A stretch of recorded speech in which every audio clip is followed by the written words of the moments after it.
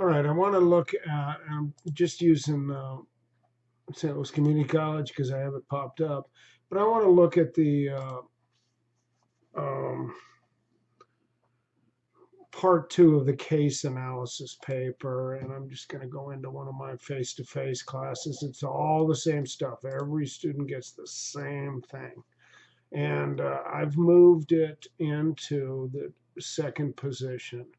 Um, what we're dealing with, so the test is due Sunday, or and I think for OMSL students, I made it due on Tuesday. I can't remember if I did that on, let me see if I did that for St. Louis Community College. But that's due Sunday, 20th of the, or Tuesday the 20th. What I want to look at is the admission of the railroad against interest. I think the court handles this atrociously, and I want you to be able to explore that with me. So what I'm trying to get you to look at is some pieces that I think are very key. The defendant, first of all, states that a large part of its business is the transportation of Texas cattle from Texas to points in Missouri.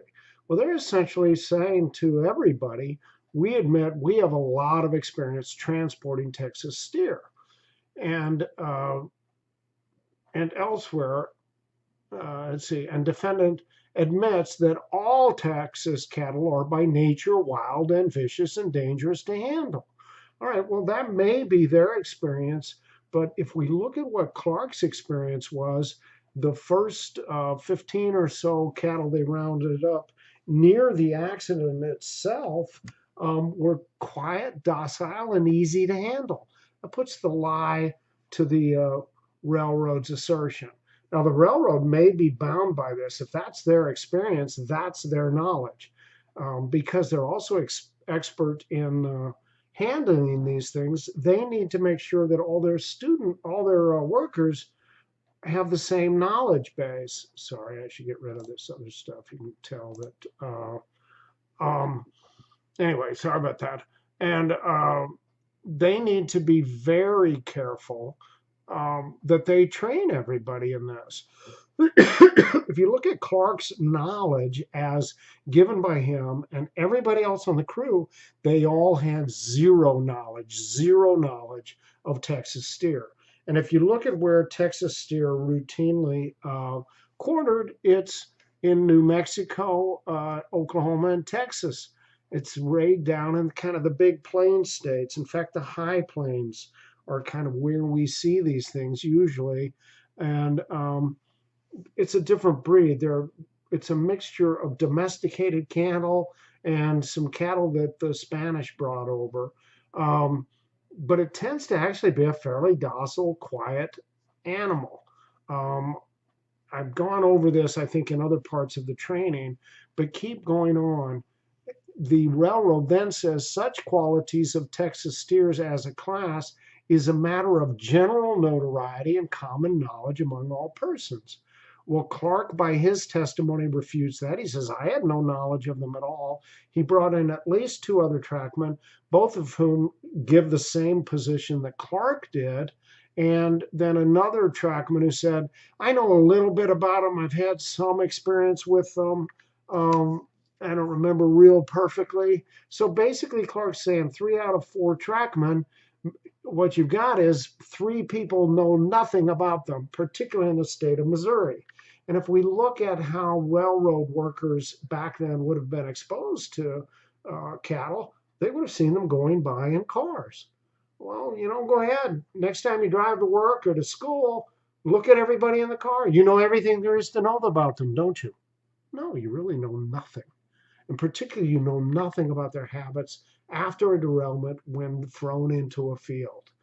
So the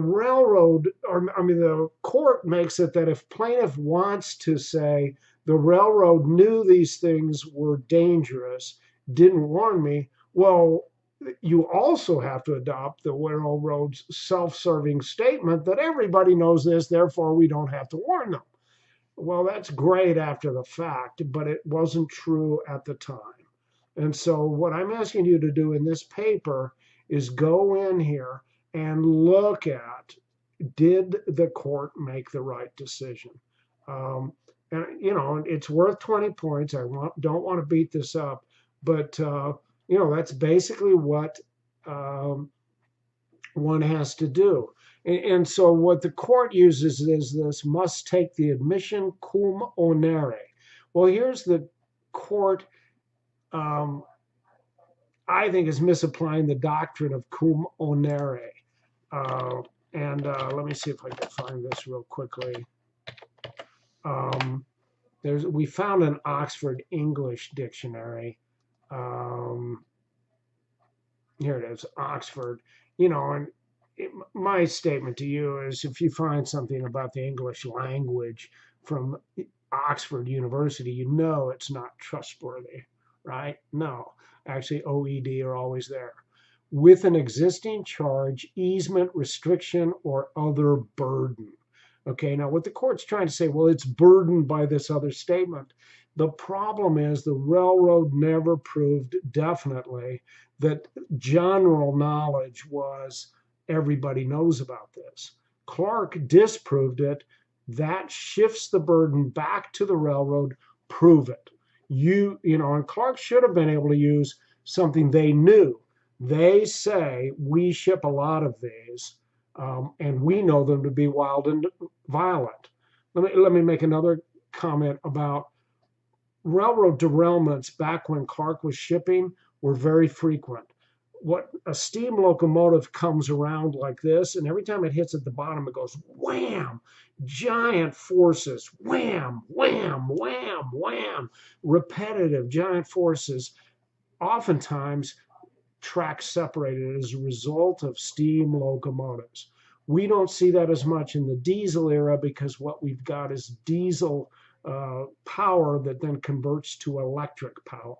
And so we don't have this constant pounding of the rail like we did in the steam age. I'm guessing the railroad had about 100 of these things. And if you've had 100 derailments involving steer, you've probably had at least 15 or 20 where the steer got on the ground and were scattered, and some of them got lonely, scared, isolated, whatever we talk about. I'll talk about this really quickly. Here's what I think the railroad really should have had going on, and that is these mock trial documents. I think that's a zip file, so it doesn't clear out real quickly. Now I'm opening pretty quickly here this time.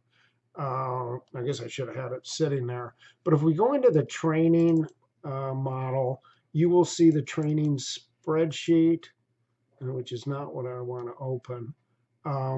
This is meant for the trial. Okay, this is not meant to be, this is how these guys trained way back when. So we're going to open up a PowerPoint MKT domestic animal prototype. So what I'm saying is this is kind of a prototypical railroad training document. My goodness, this is so slow.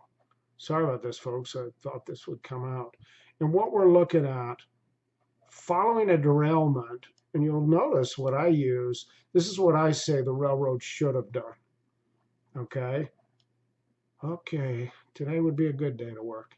After a derailment, these things are actually quiet, docile, easy to handle. This is what the railroad's experience should have been, because that comports with the men's experience following this. They're responsive, they're cooperative. They really just want to get back to grading. But there is a caution, okay? And one of them is don't get behind it.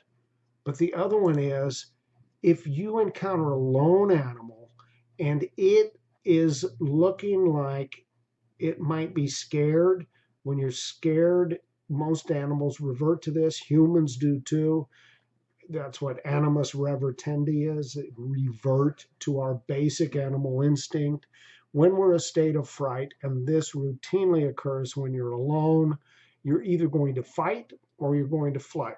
Either one you think, whichever you think gives you the best odds of surviving.